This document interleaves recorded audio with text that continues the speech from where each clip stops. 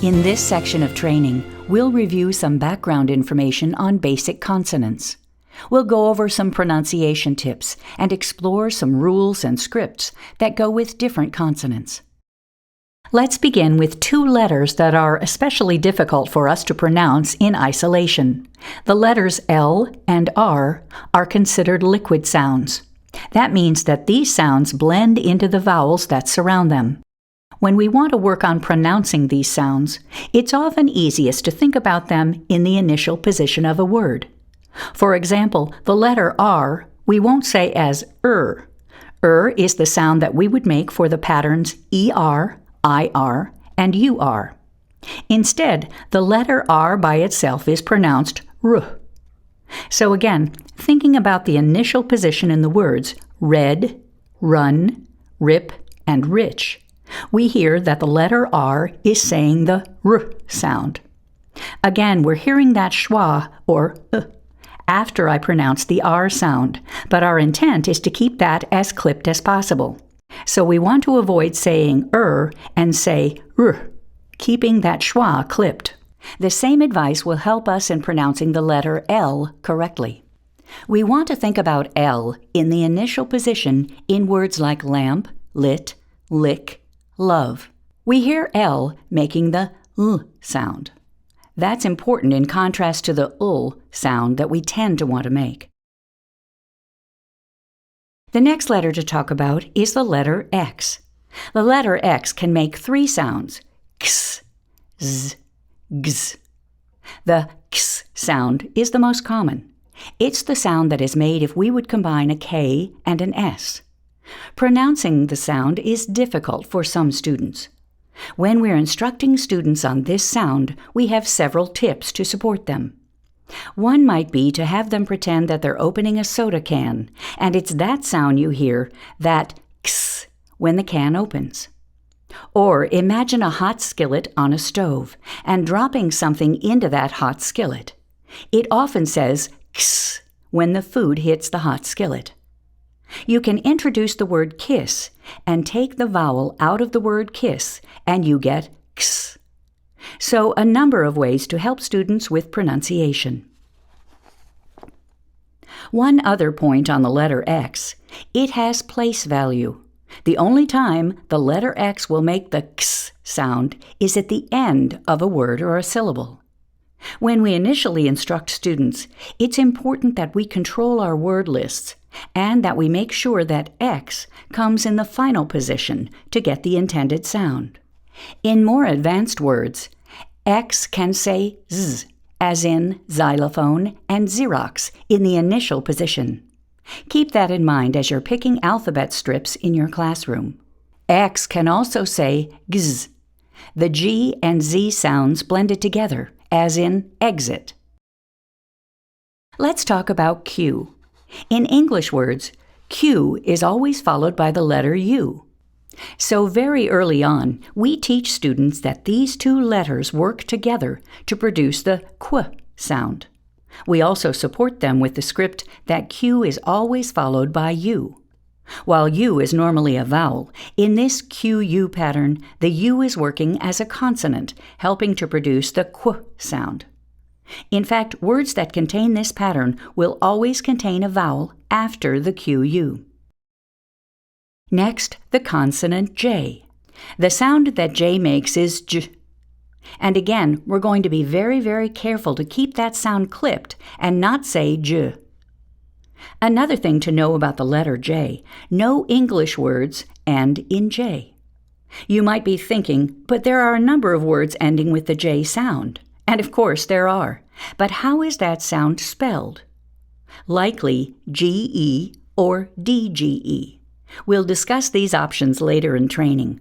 For now, what's important is that no English word ends in J. Let's look at the consonants W and WH. Because English evolves, our pronunciation of words evolves also. Initially, the sound for the letters WH was pronounced more as a breathy wh sound than the traditional w sound.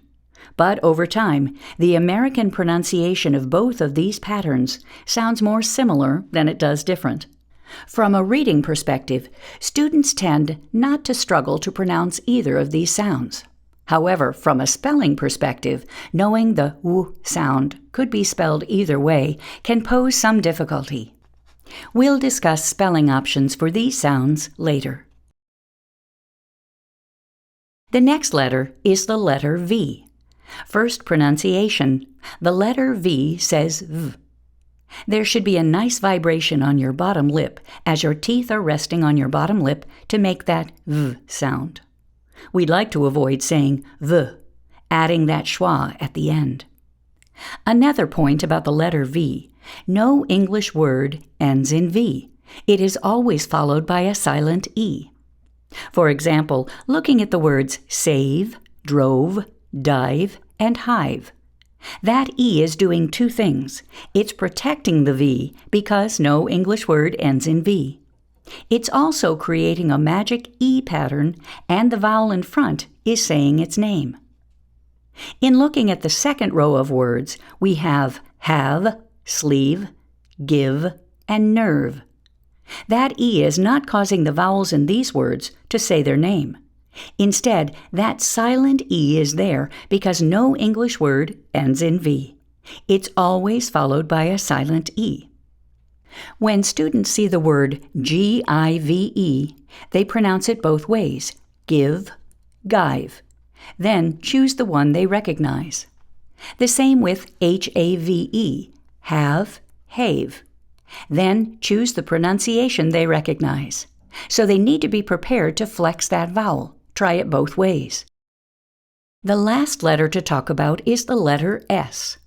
The letter S makes two sounds. The first and most common sound is S. The second is Z, like the letter Z. A couple of notes to know about the second sound of Z. The Z sound occurs at the end of a few short but very common words. Is, as, has, was, hers, and his. The letter S often says Z when it falls between two vowels. Looking at the words rose, cause, easy, and cheese, the letter S is sandwiched between two vowels and says Z. But not always, as in case and base.